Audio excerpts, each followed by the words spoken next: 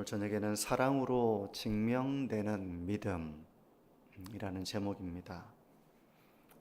그러니까 믿음이 증명이 되는데 사랑으로서 증명된다는 겁니다. 어떤 사람이 믿음이 있다면 그 믿음이 진정한 것인지 진정하지 않은 것인지 증명되는 것은 바로 사랑을 통해서 증명이 된다는 것입니다. 오늘 본문에는 1절은 이렇게 말씀합니다. 예수께서 그리스도이심을 믿는 자마다 하나님께로부터 난 자니 또한 낳으신 이를 사랑하는 자마다 그에게서 난 자를 사랑하느니라.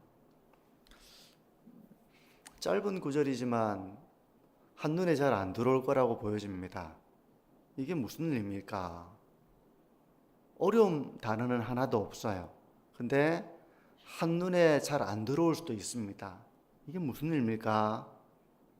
그러니까 하나님의 말씀을 읽을 때 우리가 한 번 읽고 두 번 읽고 무슨 의미일까? 내가 뭘 이해하지 못하고 있을까? 이러면서 이 구절을 반복해서 읽으며 묵상할 필요가 있는 거죠. 예수님을 믿는 자가 하나님의 자녀입니다. 어떤 사람이 하나님을 믿는다고 한다면, 하나님의 자녀라고 본인의 신분을 믿는다면 그 사람은 예수 그리스도를 믿는 자입니다. 그런데 하나님의 자녀는 하나님을 사랑할 뿐만 아니라 또 다른 하나님으로부터 난 자를 사랑한다는 겁니다. 다른 말로 하나님의 자녀는 형제를 사랑한다는 겁니다. 이 구절의 의미가 그거예요. 한마디로 얘기하자면 정말 예수님을 믿는 자는 하나님의 자녀이고 하나님의 자녀는 또 다른 하나님으로부터 난 자들, 형제죠. 형제를 사랑한다는 겁니다. 어떤 사람들은 형제 사랑을 의지의 문제로, 본인의 어떤 취향의 문제로, 또 성품의 문제로 결부시키기도 합니다. 나는 아직은 그럴 마음이 없어. 나는 아직 그런 마음이 들지가 않아. 내 성품은 그렇게 따뜻하고 친절하고 그러지를 못해. 나는 원래 냉정해.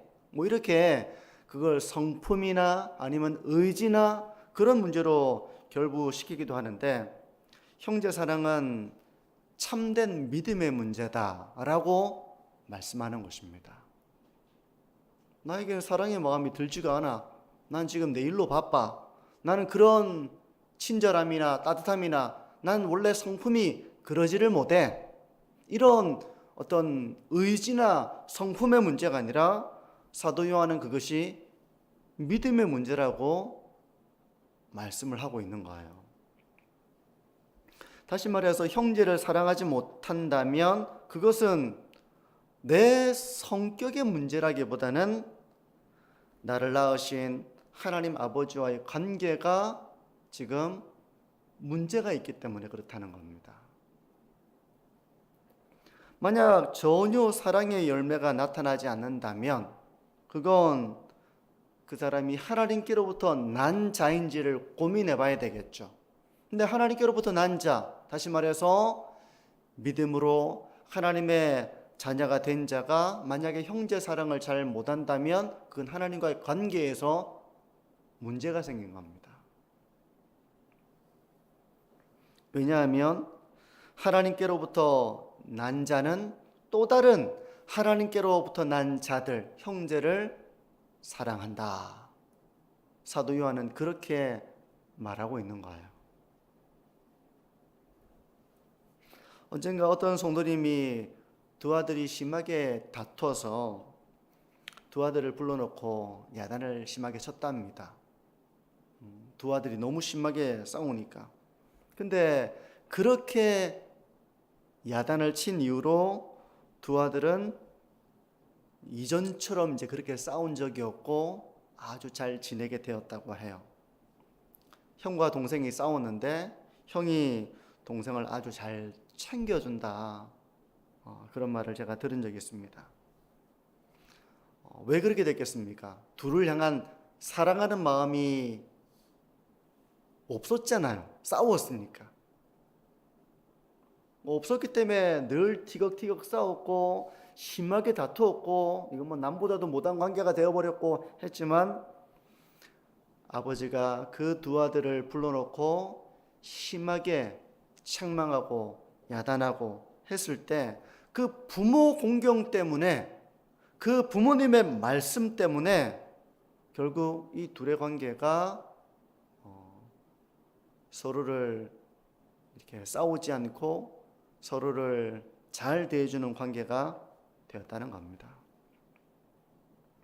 그러니까 우리가 하나님을 경외하고 하나님을 사랑하고 하나님과의 바른 관계를 맺고 있으면 형제를 사랑하는 삶을 우리가 살게 되는 것이죠. 그건 뭐 내 마음에서 사랑이 감정이 생겼다든지 원래 내 성격이 그렇다든지 그런 문제가 아니라 하나님과의 관계와 관련되어 있다는 겁니다. 여기서 사도 요한이 강조하는 것은 그 사랑이 얼마나 완전하냐 불완전하냐라는 것은 아닙니다. 오히려 사랑과 미움의 대조를 말하고 있는 것이죠. 비록 우리는 완전하게 사랑하지 못한다고 하더라도 하나님께로부터 났다면 사랑한다는 것입니다. 우리가 형제를 완벽하게 사랑하지 못할 수 있겠죠. 하지만 하나님께로부터 났다면 형제를 사랑한다는 것입니다. 만약에 예수 그리스도를 믿는다고 말하면서 미워한다면 그 사람은 하나님께로부터 난 잘하고 하나님과 바른 관계를 맺고 있다고 말할 수가 없는 것이죠. 왜냐하면 참 믿음은 사랑을 열매로 맺기 때문에 그렇습니다. 1절이 하나님께로부터 난 자가 하나님의 자녀들을 사랑한다라는 걸 말씀한다면 2절과 3절은 진정한 형제 사랑에 대해서 말씀합니다. 진정한 형제 사랑. 그러니까 이게 그릇된 형제 사랑도 나올 수 있고 진정한 형제 사랑도 있는 것이죠. 겉으로 보기에는 사랑처럼 보이지만 그릇된 사랑도 있다는 겁니다. 그러니까 진정한 형제 사랑은 어떤 것인가? 2절과 3절을 보시면 우리가 하나님을 사랑하고 그의 계명들을 지킬 때 이로써 우리가 하나님의 자녀를 사랑하는 줄을 아느니라. 하나님을 사랑하는 것은 이것이니 우리가 그의 계명들을 지키는 것이라.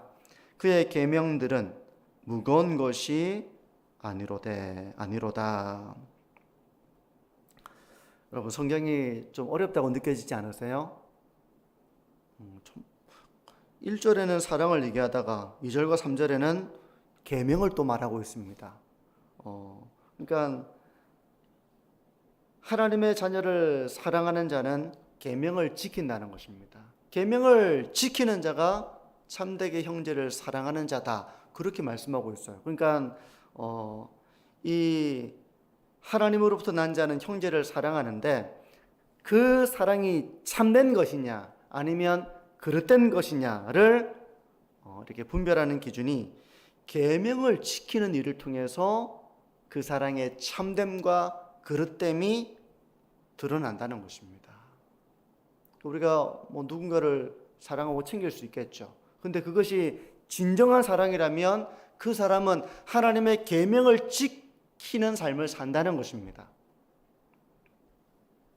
그러니까 이 형제 사랑은 자기 방식, 자기의 생각대로 이루어지는 사랑이 아니라 하나님의 말씀을 따라서 이루어지는 사랑이 진정한 형제 사랑이라는 거예요.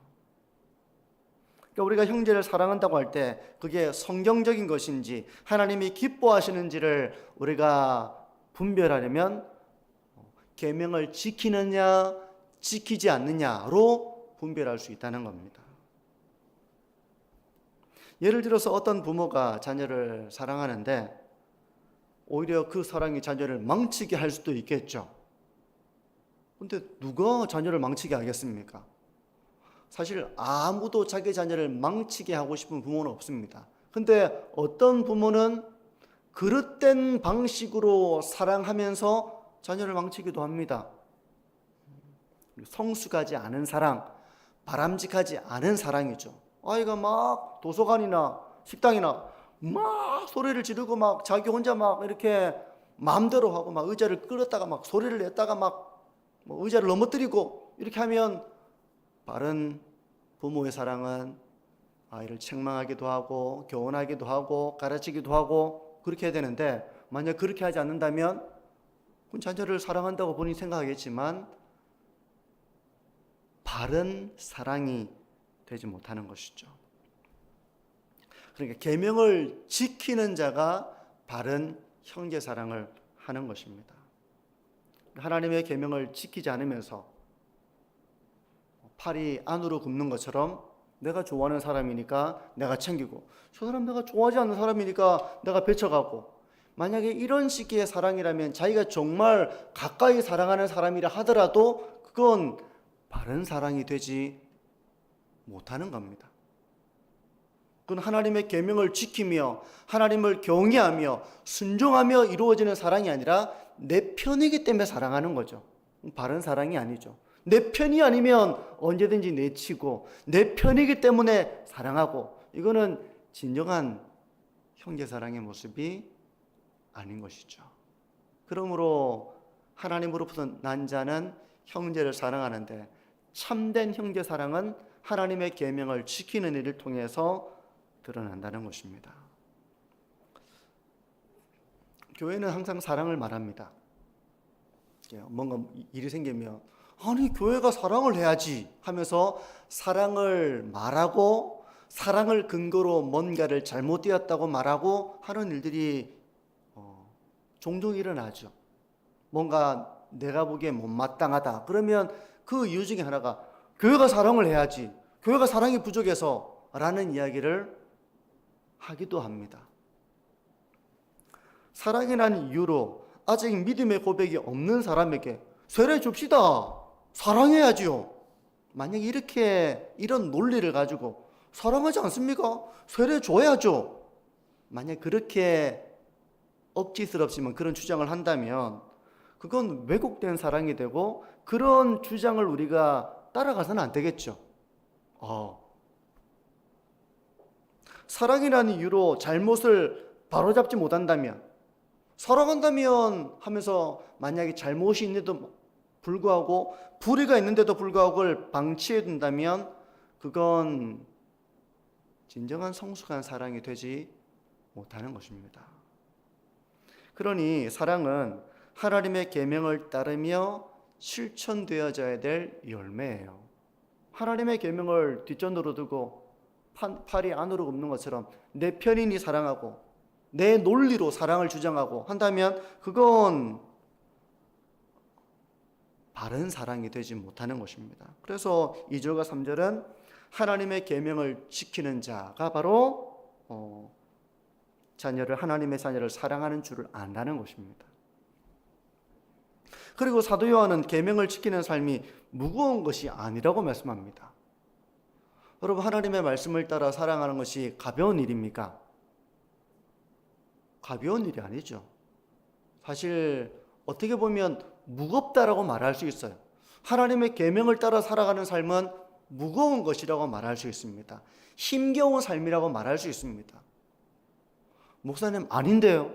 하나님 말씀 따라 살아가는 건 너무 가벼운데요? 참 쉬운데요? 그렇게 말할 수 있는 분이 있을까요?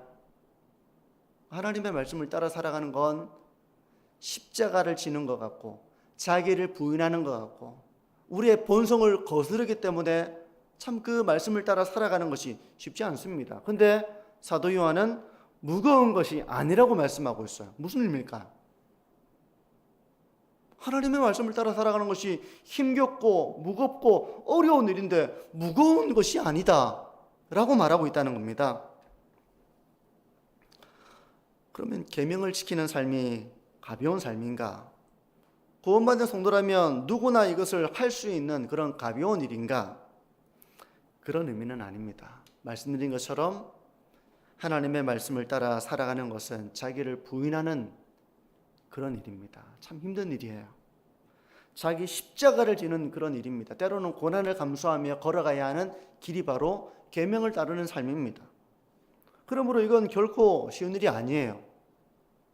그럼에도 불구하고 계명을 지키는 것이 무겁지 않다라고 말하는 것은 하나님의 말씀을 불순종하며 걸어가는 그 삶에 대해서, 그 죄에 대한 대가에 비한다면 하나님의 말씀을 따라 살아가는 것이 더 가볍다는 겁니다. 내 마음대로 살아가고 불순종하는 삶을 살아가고 죄의 길을 걸어가고 그에 뒤따르는 그 결과에 비교한다면, 그 결과는 하나님의 징계와 책망이죠. 그거에 비한다면 하나님의 말씀을 따라 살아가는 것이 비록 나를 부인하는 것이고 자기 십자가를 지는 일이라 할지라도 그게 가볍다는 겁니다. 그런 의미예요. 하나님의 말씀을 따라 살아가는 것이 더 낫고 복되다는 의미입니다. 이게 당장에 볼 때는 자기를 부인하는 거, 내 자기 십자가를 지는 거, 참 어렵고 힘든 것이라고 생각되지만 순종할 때 도리어 그 길이 더 낫고 복이 있다는 겁니다. 우리가 누군가를 미워할 때 미워하는 길을 걸어가면서 그 결과로서 내가 삶으로 짊어져야 될 그 죄의 짐에 비교한다면 그를 용서하고 살아가는 것이 훨씬 가볍습니다. 훨씬 나은 것이고 훨씬 복된 거예요. 그렇기 때문에 하나님의 계명을 지키는 것은 무거운 것이 아니다. 그렇게 사도 요한은 말하고 있는 것입니다. 1절은 하나님께로부터 난 자는 형제를 사랑한다는 의미였죠. 2절과 3절은 참되게 형제를 사랑하는 자는 하나님의 계명을 지키는 삶을 살아간다. 그렇게 말했습니다. 이제 4절과 5절은 우리의 믿음이 연약한 것이라 할지라도, 그래서 우리의 형제 사랑이 완전하지 못한 것이라 할지라도 우리가 하나님께로부터 난 자라면 성도는 이미 세상을 이긴 자이고 또 세상을 이길 것이다. 그런 말씀을 하고 있어요. 4절 5절을 보시면요, 무릇 하나님께로부터 난 자마다 세상을 이기느니라. 세상을 이기는 승리는 이것이니 우리의 믿음이니라. 예수께서 하나님의 아들이심을 믿는 자가 아니면 세상을 이기는 자가 누구냐. 저도 설교를 준비하면서 한 구절 한 구절 이것을 읽고 이렇게 묵상을 하고 연구를 하는데 참 쉽지가 않구나 이런 생각이 들었습니다. 제가 지금 설교를 하고 있으니까 이게 그냥 듣기에는 쉽다라고 생각할 수 있지만 내가 직접 성경을 읽고 이것을 묵상하려고 하면 사실 오늘 본문이 그렇게 쉬운 본문은 저는 아니라고 생각이 들어요. 4절과 5절에서는 하나님께로부터 난 자마다 세상을 이긴다 이런 말씀을 합니다. 사랑을 얘기하다가 갑자기 계명을 이야기하고 그리고 또 세상을 이긴다 이런 말씀을 하고 있어요. 무슨 맥락에서 이런 말씀이 주어지고 있는 것인지를 우리가 이해하려면 그냥 읽고 지나가는 것이 아니라 머물러서 생각을 해야 되겠죠. 묵상을 해야 되겠죠.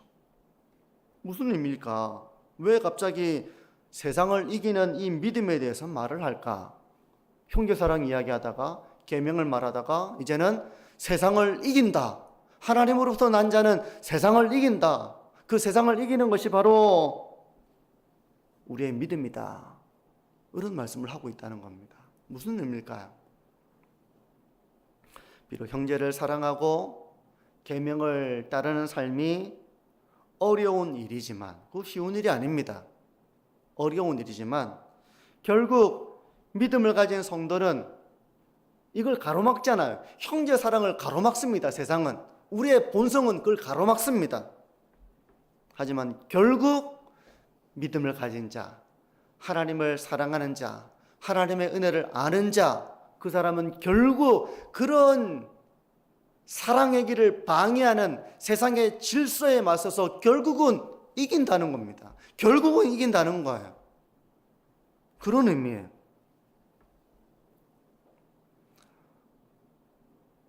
때로 우리의 능력으로 사랑하기 어렵고 용서하지 못하고 하나님의 말씀에 순종하지 못하는 우리의 연약함을 볼 때가 있습니다. 그럴 때가 있죠. 하지만 결국 믿음을 가진 자는, 하나님을 사랑하는 자는, 하나님을 경외하는 자는 회개하고 돌이키고 성령의 은혜와 능력으로 결국 세상을 이기는 길을 걸어간다는 것입니다. 결국은 그렇게 세상을 이긴다는 거예요. 믿음으로 세상을 이긴다는 것입니다. 우리가 순종하지 못할 때, 사랑하지 못할 때 성령께서는 우리 가운데 책망하십니다. 하나님의 말씀을 통해서 우리를 깨닫게 하시고 우리를 책망하십니다. 하나님의 평강이 머물지 못하죠. 그러니까 결국은 우리가 하나님 앞에 엎드리는 겁니다. 하나님 죄송합니다. 제 완악함을 용서해 주십시오. 그러면서 결국은 엎드립니다. 그리고 결국 믿음으로 순종의 길을 걸어갈 수 있도록 하나님은 우리의 마음을 변화시키십니다. 능력을 주십니다. 은혜를 주십니다. 결국 믿음으로 세상을 이기게 되는 것입니다. 오늘 말씀을 정리합니다. 오늘 말씀으로 한번 자기를 한번 돌아보시면 나는 하나님께로부터 난 자인가를 한번 생각해 보시기를 바랍니다. 나는 참 사랑이 많아. 어떤 사람에 대해서는 사랑이 참 많겠죠. 근데 어떤 사람에 대해서는 또 사랑이 부족한 우리의 모습을 볼 수도 있을 것입니다. 그런데 우리가 하나님께로부터 난 자는 형제를 사랑하는 길을 걸어간다는 것입니다. 그러니까 진정 하나님께로부터 난 자, 성령으로 거듭난 자, 참된 믿음을 가진 자는 벽을 쌓고 단절의 길을 걸어가고 미움의 길을 걸어가고 용서하지 않는 길을 걸어갈 수는 없는 겁니다.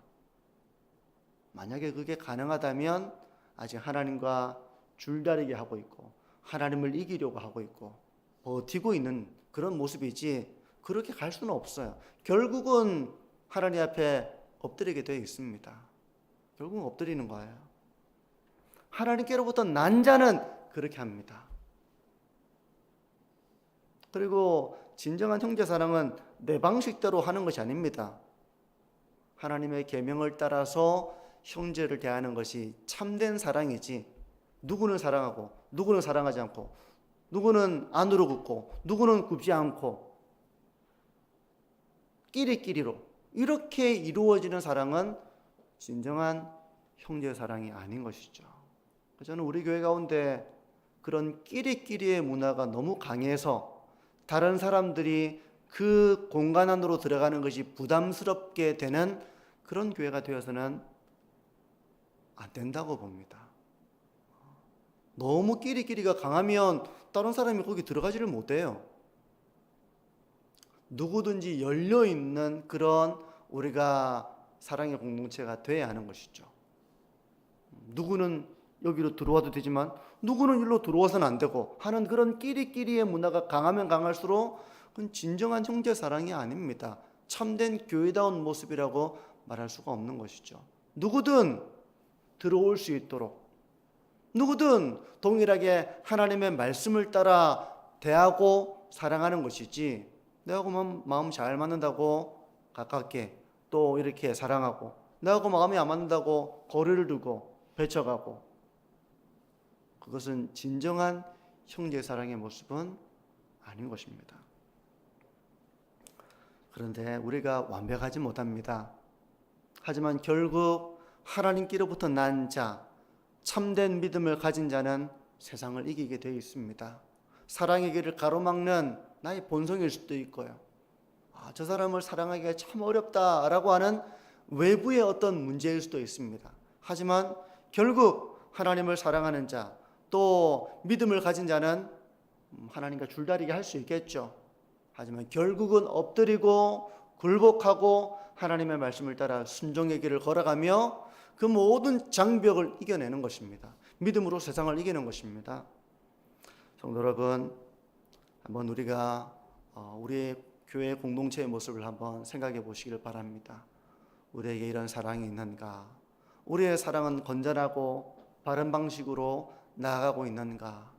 또 이런 그렇지 못한 가운데 있을 때 하나님과 줄다리기를 하고 나의 완악함으로 인하여 내가 주저하기도 하고 순종치 않는 그런 완악함이 있기도 하지만 결국은 하나님 앞에 엎드리고 하나님의 은혜를 구하고 그리하여 믿음으로 세상을 이겨나가는 길을 걸어가고 있는가?